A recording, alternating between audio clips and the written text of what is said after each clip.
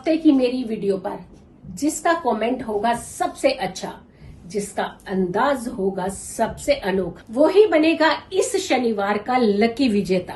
देखी जाएगी उसकी कुंडली, फ्री में किया जाएगा विश्लेषण। मेरी इस हफ्ते की सभी वीडियोस पर करना है आपको कमेंट और मैसेज पर भेज देनी है अपनी कुंडली की पूरी डिटेल। तो जानेंगे इस शनिवार लकी कौन। नमस्कार, मैं हूं आपके अपनी लाइफ डिजाइनर आचार्य जीतू सिंह। बात करेंगे सूर्य ग्रहण की। बड़ा सूर्य ग्रहण है क्योंकि 5 अभी जून को ही चंद्र ग्रहण, जो भी भारत में दृश्य नहीं था लेकिन ग्रहण तो था, और फिर जुलाई में भी एक ग्रहण पड़ने वाला है जो कि 5 जुलाई का है, वो भी है चंद्र ग्रहण। और फिर इसी महीने में ही लगभग 30 दिन के अंदर ही आपका एक और ग्रहण पड़ रहा है, वो कि सूर्य ग्रहण। बड़ा ग्रहण है, इसे बिल्कुल भी आपने लाइटली नहीं लेना है। और वैसे भी कहा जाता है कि 3 ग्रहण एक साथ जब पड़ते हैं आसपास ही, तो यकीन मानिए कोई बड़ी आपदा के इंडिकेशन देता है। ऐसे में बचाव ही ज़रूरत होता है। रीज़न क्या होता है कि जब भी हम बहुत पॉजिटिव क्रियाएं करते हैं तो किसी भी नेगेटिविटी का प्रभाव कम होने लगता है। और कहा जाता है ना कि इन सारी नेगेटिविटी से बचने का सिर्फ और सिर्फ एक ही तरीका होता है, वो होते हैं पूजा पाठ, जप तप और दान। जितना आप कर सकते हो ज़रूर कीजिएगा। अब बात करते हैं ये ग्रहण की जो स्थिति है ये कैसी है। मिथुन राशि में और मृगशिरा नक्षत्र में शुरू होकर के ये ग्रहण आर्द्रा नक्षत्र में खत्म होगा। सुबह 9:15 पर ये ग्रहण शुरू होने वाला है, लेकिन इसका सूतक 20 तारीख को ही रात को लगभग 10 बजे के आसपास लग जाएगा। फिर आती है बात कि ये जो कंकन जो है वो प्रारंभ कब होगा। 10:17 उस समय ये कंकन की स्थिति लेगा। ग्रहण का परम ग्रास मध्य जिसे हम कहते हैं 12:10 पर होगा परम ग्रास पूरा ग्रहण, यानी जिसे हम कहते हैं मध्यम, पूरा मिडल में पहुंचता है। और 2:02 पर जो कंकन है ये समाप्त होगा, यानी ये ग्रहण जो है ये समाप्त होगा।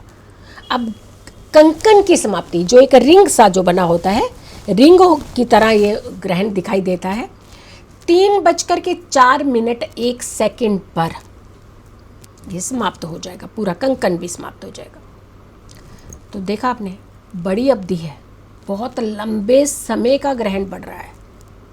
और ऐसे में सिर्फ और सिर्फ अवेयरनेस, उपाय, रेमेडीज़, दान, अच्छे कर्म, अच्छी सोच, पॉजिटिव सोचना, सिर्फ और यही है जो आपको अवेयर करते करते आपका बचाव भी कर सकता है। क्योंकि रविवार को सूर्य का दिन भी कहा जाता है, रविवार को पड़ने वाला ये ग्रहण अति ज़्यादा, जिसे हम कहते हैं प्रभावशाली है। तो इसे आपने बिल्कुल लाइटली इग्नोर ना कीजिएगा। अपनी हेल्थ, अपने स्वास्थ्य के साथ साथ अपनों की हेल्थ, अपनों के स्वास्थ्य का ध्यान रखिएगा। कुछ चीज़ें बिल्कुल नहीं करनी चाहिए, वो ये है कि ग्रहण के दौरान स्नान नहीं करना चाहिए। बहुत सारे बच्चे आजकल, जैसे ही इनकी रूटीन जो है वो चेंज हुई है, जैसे लॉकडाउन के चलते देर से उठ रहे हैं, जब मर्जी करता उठ। बिल्कुल परिवार वालों को खास करके ध्यान देने की ज़रूरत है। ग्रहण लगने से पहले ही इन्हें स्नान करवा दीजिएगा, जो खिलाना है खिलवा दीजिएगा, लेकिन ग्रहण के दौरान कोशिश कीजिएगा इन्हें कुछ ना खिलाने को दिया जाए। हाँ, एक्सेप्शनल केस होते हैं जैसे कि प्रेग्नेंट महिलाएँ, उन्हें खास करके ध्यान रखने की भी ज़रूरत है और उनके लिए कुछ चीज़ें जो हैं रिलैक्सेशन होती हैं। फिर आती है कि बीमार व्यक्तियों का, उनके लिए भी एक एक्सेप्शनल केस होते हैं। जहाँ भगवान ने ही एक रास्ता दे दिया हो तो वहाँ आप इंसान, व्यक्ति विशेष क्यों उन्हें ज़्यादा परेशान करें। हाँ, महिलाओं को अगर चाहें तो वो जल लेना चाहते हैं, जो प्रेग्नेंट महिलाएँ हैं, तो कोशिश करें उसके अंदर तुलसी दल ज़रूर मिला हुआ हो तो ही जल लीजिएगा। और अगर परहेज़ कर सकते हो तो ज़रूर करें। काटना, सूर्य की रोशनी में जाना, ये बिल्कुल वर्जित है, आपको बिल्कुल ध्यान रखना है इस चीज़ का। जैसे गैस जलाना, माचिस का जलाना, ये सब चीज़ों को परहेज़ कीजिएगा। सूर्य की रोशनी में बिल्कुल ना जाइएगा, क्योंकि जो विषैली किरणें होती हैं वो कहीं ना कहीं आपको इम्पैक्ट कर सकती है, आपके बच्चे को इम्पैक्ट डाल सकती है। तो इसीलिए आपने इन चीज़ों से बचना है। बीमार रोगी व्यक्ति हैं वो इस दौरान खास करके बहुत सारे लोग ऐसे होते हैं जो मांसाहारी होते हैं, तो मांसाहारी तो बिल्कुल भी प्रयोग नहीं करना चाहिए। इनफैक्ट अगर के परहेज़ कर सकते हैं तो करें, अगर नहीं तो आप दवाई ज़रूर अपनी ले लीजिए, कोई दिक्कत नहीं है। अब आती है बात कि किसी को भी स्नान इस दौरान नहीं करना चाहिए। ये बहुत ही नेगेटिव इम्पैक्ट आपके जीवन में डालता है। बच्चों को पढ़ाई ज़रूर करनी चाहिए, इससे एकाग्रता बढ़ती है, इससे आपका फोकस होता है आपके जीवन में। मंत्र जाप करना चाहिए, लेकिन बिना आसन के और बिना माला के जाप करना चाहिए। हमेशा ओम सूर्याय नमः, ओम घृणी सूर्याय नमः, इन मंत्रों का जाप करना चाहिए। जितना आप कर सकते हो तो बहुत ज़रूरी होता है। मंदिरों के कपाट आप हमेशा बंद रखिएगा जब भी आपके ग्रहण के घेरे में आते हैं। इनफैक्ट जब सूतक लग जाता है तभी से मंदिरों के दरवाजे नहीं खोले जाते हैं। जैसे ही ये ग्रहण खत्म हो जाता है उसके बाद अपने घर में पूरा गंगा, पहले जल का छिड़काव करें, उसके बाद गंगा जल का छिड़काव करें। और जल का छिड़काव और गंगा जल का छिड़काव स्नान करने के पश्चात ही करना है। घर में घुटा हुआ आटा बिल्कुल ना रहे और उसका सेवन बिल्कुल ना करें जैसे ही ग्रहण खत्म हो जाता है। तो कोशिश करें कि फ्रिज के अंदर कुछ भी चीज़ें अगर आपकी बनी हुई हैं, रखी हुई हैं, डम की हुई हैं, तो वो रात को ही सूतक लगने से पहले समाप्त कर ले। उसके बाद फ्रेश ही खाना बनाएं आप। सूर्य की उपासना जितनी ज़्यादा कर सकते हो करें, और जितने भी जलीय पदार्थ होते हैं जैसे आप मिल्क है या फिर आपने जूसेस हैं, इन सब में तुलसी दल का प्रयोग ज़रूर कर लें। इन सारी चीज़ों का खास करके ध्यान रखने की ज़रूरत है कि हम चाहते हैं कि हर कोई व्यक्ति स्वस्थ रहे, सुरक्षित रहे, और यही एक कारण है जिसके चलते आप इन सारी चीज़ों का ध्यान रख सकते हैं। अब आती है दान की बात। दान, सूर्य का ग्रहण है तो ऐसे में गेहूँ का दान सबसे ज़्यादा उत्तम माना जाता है।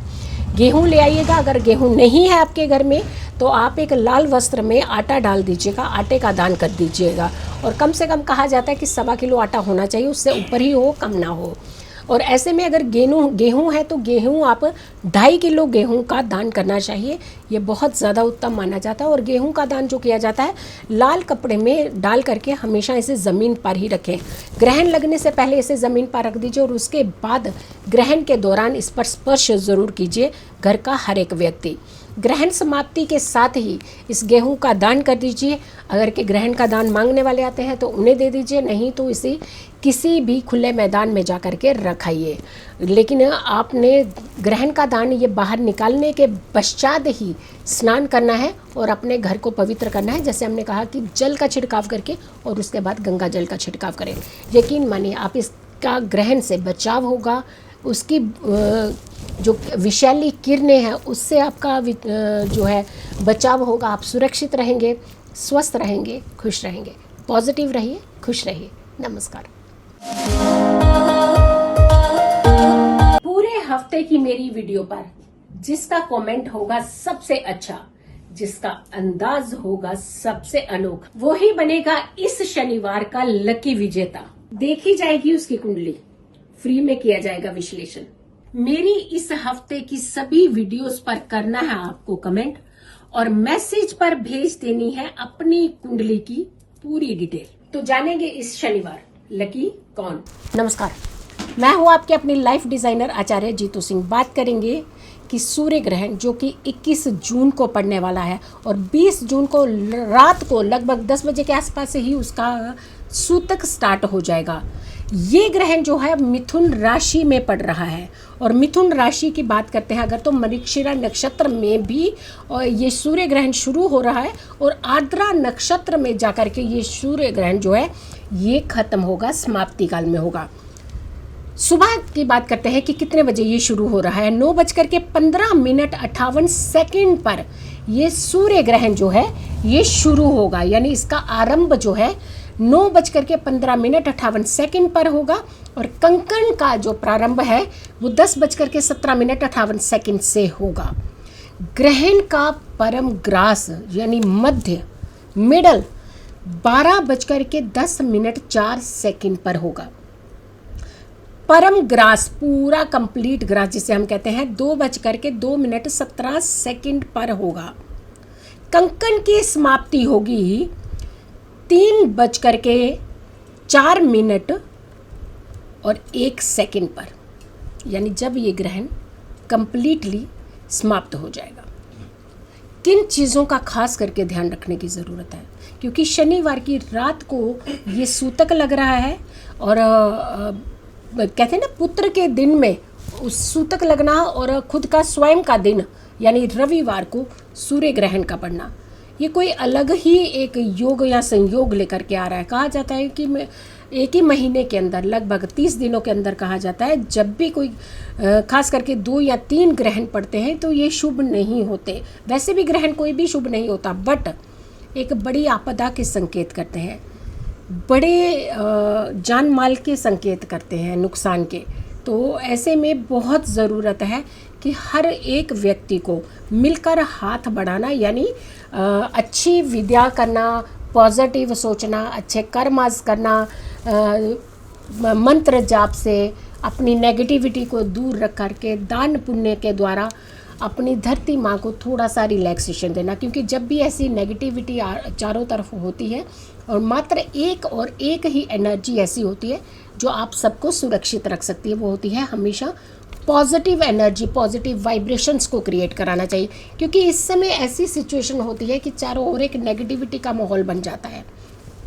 तो ऐसे में हर एक व्यक्ति का एक कर्म होता है कि आपको पूजा पाठ करनी चाहिए। पूजा पाठ में सिर्फ मंत्र जाप को ही महत्वता दी है कि जब भी ग्रहण के दौरान आप कुछ खास मंत्र होते हैं उनका ही प्रयोग करना चाहिए, उनका ही आपको जाप करना चाहिए और दान ज़रूर करना चाहिए, क्योंकि दान की बहुत ज़्यादा महत्वता होती है। और अब बात करते हैं कि कुछ राशि वालों को खास करके क्या ध्यान रखने की ज़रूरत है और उनके किस भाव में खास करके ये जो ग्रहण है वो पड़ा। हम लग्न आधारित होकर के राशियों को बता रहे हैं। जैसे मेष राशि की बात करते हैं, काल पुरुष के कुंडली के हिसाब से ये सारी चीज़ें बताई जा रही है। मेष राशि वालों के लिए बात कर रहे हैं कि सूर्य का जो ये ग्रहण है वो तृतीय भाव यानी 3rd हाउस में पड़ रहा है। तो आपको खास करके ये ध्यान रखने की ज़रूरत है, तृतीय भाव हमारी मेहनत का भाव भी होता है। तो ऐसे में बहुत ज़्यादा आपको कहें कि रिज़ल्ट मिलने वाला है तो रिज़ल्ट नहीं मिलेंगे, बट घबराना नहीं है। कुछ उपाय होंगे जो हम आपको देने वाले हैं, उस उपाय को ज़रूर कीजिएगा। वृष राशि की बात कर लेते हैं तो सूर्य ग्रहण जो आपके द्वितीय भाव में अपने से सेकंड में पड़ रहा है, धन भाव है, खर्च का भाव भी होता है ये, तो धन खर्च आपकी संभावनाएं ज़्यादा बढ़ सकती हैं और आपने थोड़ा सा ध्यान रखना है, कंट्रोलिंग करनी है अपने आप को। और पैसा कहीं लगाने जा रहे हो तो बिल्कुल भी मत लगाइएगा। परिवार में थोड़ा सा अनबन के संकेत दे रहे हैं, तो आपको ध्यान रखना है अपने पारिवारिक लाइफ की ओर। मिथुन राशि की बात कर लेते हैं तो सूर्य ग्रहण आपके तो स्व राशि में, खुद की राशि में पड़ रहा है। मिथुन राशि में ये ग्रहण लग रहा है, बेहद अटेंटिव रहने की ज़रूरत है, बेहद सावधान रहने की ज़रूरत है। मानसिक चिंता हो सकती है, कोई भी डिसीजन आपका सही नहीं हो सकता। और जब भी हम बात करते हैं सूर्य ग्रहण की तो कम से कम 15 दिन पहले और 15 दिन बाद तक का समय बहुत ध्यान रखने का समय होता है। तो ऐसे में कोई भी चूक ना करें। कर्क राशि की बात कर लेते हैं तो कर्क राशि से अपने से 12th यानी द्वादश भाव में ये सूर्य ग्रहण पड़ रहा है। व्यय का हाउस, लॉस का हाउस कहा जाता है, बेवजह के खर्च का हाउस कहा जाता है। एनिमीज से ज़रा बच करके रहिएगा, सावधान रहिएगा। और हस्बैंड वाइफ के लिए वो शयन कक्ष भी होता है यानी बेडरूम होता है, तो बिना मतलब की बहस हो सकती है, अननेसेसरली का तनाव हो सकता है। तो कोशिश कीजिएगा, आप उपाय ज़रूर कीजिएगा जो हम उपाय आपको जल्द से जल्द इस राशियों के आखिर में देने वाले हैं। सिंह राशि की बात कर लेते हैं तो सिंह राशि वालों के लिए ये एकादश भाव में ग्रहण पड़ने वाला है। और एकादश भाव में अगर हम करते हैं तो धन का भाव कहा जाता है ये, और धन का भाव कर्मा द्वारा धन का भाव यानी कार्य जो आप करते हैं उससे धन जो अर्जित होता है उसका। और कुछ लोगों के लिए तो ये बहुत इजी मनी का भाव भी होता है, जैसे रेंट पर आपने घर दे रखा हो या फिर कुछ एफडीज करा रखी हो तो उसके धन में कुछ ना कुछ दिक्कत होने की संभावना बढ़ जाती है। कन्या राशि की बात कर लेते हैं। कन्या राशि वालों के लिए तो आपके लिए तो दशम भाव में ये ग्रहण पड़ रहा है। तो दशम भाव आपका व्यापार है, आपका खुद कर्मा है, आपके कार्य हैं। तो आपको बहुत अटेंटिव कार्य में चूक हो सकती है, परेशानी हो सकती है। तो आपको ध्यान रखने की ज़रूरत है कि आपको उपाय जो हम बताएंगे वो ज़रूर कीजिएगा ताकि आपके कार्यों में कोई विघ्न ना पड़े। तुला राशि की बात कर लेते हैं तो तुला राशि वालों के लिए आपके लिए ये ग्रहण नवम भाव में पड़ने वाला है। तो संतान की ओर से तो आपको जो दिक्कत होगी क्योंकि आप अपने पिता के साथ मन मुटाव और पिताजी के हेल्थ का खास करके ध्यान रखने की ज़रूरत है। ज़रा सी भी चूक आपको परेशानी में डाल सकती है। वृश्चिक राशि की बात कर लेते हैं तो आपके लिए तो अष्टम भाव में ये ग्रहण पड़ रहा है, यानी अचानक घटनाओं के घेरे में आप आ सकते हैं। बेवजह की परेशानी बढ़ सकती है, बीमारी लंबी और खिंच सकती है। तो ऐसे में बिल्कुल अटेंटिव रह करके दवाई खाएं आप, डॉक्टर की सलाह नियमित रूप पर लेते रहें। डरे नहीं, घबराएं नहीं। अगर आपको ज़रा सी भी परेशानी होती है तो इमीडिएट आप डॉक्टर के पास जाएं। शत्रुओं से आप सावधान रहने की ज़रूरत है आपको। धनु राशि की बात कर लेते हैं। धनु राशि वालों का तो ये ग्रहण सप्तम भाव में यानी 7th हाउस में पड़ रहा है। आपके स्पाउस का, आपके पार्टनरशिप अगर आपने की हुई है तो पार्टनरशिप का भाव भी होता है ये। तो आपके लिए तो पारिवारिक क्लेश, परेशानी हो सकती है, स्पाउस के साथ झगड़ा हो सकता है और ये झगड़ा बहुत बड़ा रूप ना ले ले। इसलिए आपने जो भी उपाय है हमने बताने वाले हैं वो उपाय आपने ज़रूर करने हैं अपनी सुरक्षा के लिए, अपनी रक्षा के लिए। बात करते हैं मकर राशि की। मकर राशि वालों के लिए तो ये ग्रहण 6ठे भाव में पड़ रहा है। ऋण यानी आपका जो अगर ऋण आपने कर्ज ले रखा है, कर्ज आपका चुकाने में मुश्किल हो सकती है। शत्रुओं से बचने की ज़रूरत है। कॉम्पिटिटर्स आपके परेशान कर सकते हैं, तो आपको अपनी सर्विस का भी ध्यान रखना है, कॉम्पिटिटर्स का ध्यान रखना है, क्योंकि ये परेशान करने के साथ साथ आपके काम में खलल भी पैदा कर सकते हैं। तो बचने की ज़रूरत है और बचाव आपका सिर्फ और सिर्फ मात्र उपाय है। और साथ के साथ कुछ आपको मंत्र जाप भी बताएंगे, वो भी आपने ज़रूर करने हैं। कुंभ राशि की बात कर लेते हैं। कुंभ राशि वालों के लिए ये ग्रहण पंचम भाव में पड़ने वाला है। संतान की ओर से थोड़ी सी परेशानी हो सकती है, उनके ऊपर दबाव ना बनाएं क्योंकि हो सकता है संतान आपसे वाद विवाद कर सकती है। तो धैर्य रखने की ज़रूरत है, थोड़ा शांत रहने का प्रयास कीजिएगा क्योंकि बेवजह का तनाव आपको घेर सकता है, खर्च अधिक बढ़ सकता है। हाँ, पढ़ाई को लेकर के अगर आप स्टूडेंट्स हैं तो बहुत ही ध्यान रखने की ज़रूरत है। आपकी पढ़ाई में बहुत उतार चढ़ाव हो सकते हैं। मीन राशि की बात कर ले तो मीन राशि वालों का आपके लिए तो ये ग्रहण जो है वो चतुर्थ भाव में पड़ रहा है। तो ऐसे में कार्य में तो हो सकता है आपको ठीक रहेगा, लेकिन अपने माता जी के स्वास्थ्य का खास करके ध्यान रखिएगा। उतार चढ़ाव की स्थिति हो सकती है, तो ऐसे में बिल्कुल केयरलेस ना रहे। और तो और आपके सुख भाव है, ये सुख भाव में भी थोड़ी सी परेशानी कर सकता है। तो आपने धन में हो सकता है आपको थोड़ा सा फ़ायदा दे दे, लेकिन साथ के साथ हो सकता है उसका नुकसान करा दे, साथ ही साथ परेशानी दे दे। तो ऐसे में संभालने की चीज़ें ज़रूरत है, क्योंकि कुल मिलाकर के ये कहें तो ये ग्रहण अच्छा साबित नहीं हो रहा है। व्यक्ति विशेष पर तो खास करके ये परेशानी डालेगा ही डालेगा, उनके कार्यों के ऊपर भी परेशानी डाल सकता है। और कुल मिलाकर के अगर हम देश की बात करते हैं तो देश के लिए भी ये ग्रहण जो है ये अच्छा साबित नहीं हो रहा है। मंत्र जाप, मंत्र साधना बहुत अति उत्तम उपाय होता है। सूर्य के मंत्रों का जाप ज़रूर करें, ज़रूर करें, ज़रूर करें। ग्रहण के दौरान इन मंत्रों का जाप आपकी सुरक्षा भी करेगा, आपके परिवार की सुरक्षा करेगा, आपके देश की सुरक्षा करेगा। यानी हमारा देश अगर सुरक्षित रहेगा तो हम सुरक्षित रहेंगे। 1.25 किलो गेहूँ ले लीजिए और लाल कपड़े में उसे आप एक ज़मीन के ऊपर रख दीजिए, या फिर 2.5 किलो गेहूँ ले लीजिए तो उसे आप एक लाल कपड़े में डाल करके ज़मीन के ऊपर रख दीजिएगा। और साथ के साथ 5 टुकड़े गुड़ के इसमें डाल लीजिएगा। आपने ग्रहण शुरू होने से पहले ही आपने ये चीज़ें रख देनी है, ज़मीन पर रखना है इस दान को। और सुबह जैसे ही आपका ये ग्रहण ख़त्म हो जाता है, यानी आपने 20 तारीख को रखा और 21 तारीख को जब दोपहर में ये ग्रहण ख़त्म होता है, उसके पश्चात आपने स्नान करने से पहले ही इस दान को घर से बाहर निकाल देना। अगर कोई मांगने वाला आता है तो उसे दे दीजिए, अगर कोई नहीं मांगने वाला आता है तो किसी खुले मैदान में जा कर के इसे छोड़ाइएगा। और आने के बाद ही आप स्नान कीजिएगा। अब आती है कि मंत्र की जाप, तो हमने बता दिया कि आपको जो मंत्रों के जाप करने हैं।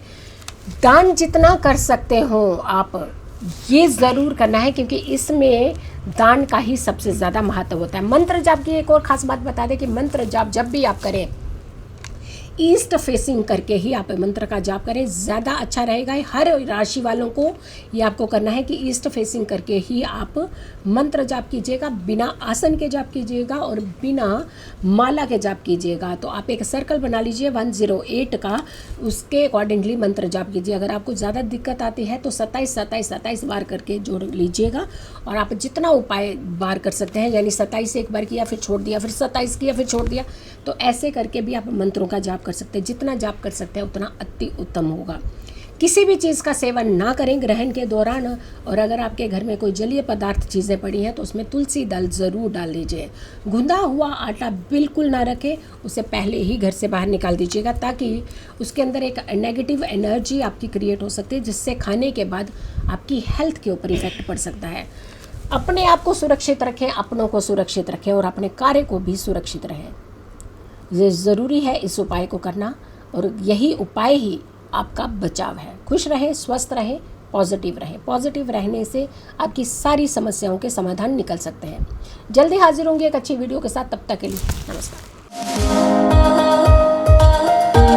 पूरे हफ्ते की मेरी वीडियो पर जिसका कमेंट होगा सबसे अच्छा, जिसका अंदाज होगा सबसे अनोखा, वो ही बनेगा इस शनिवार का लकी विजेता। देखी जाएगी उसकी कुंडली, फ्री में किया जाएगा विश्लेषण।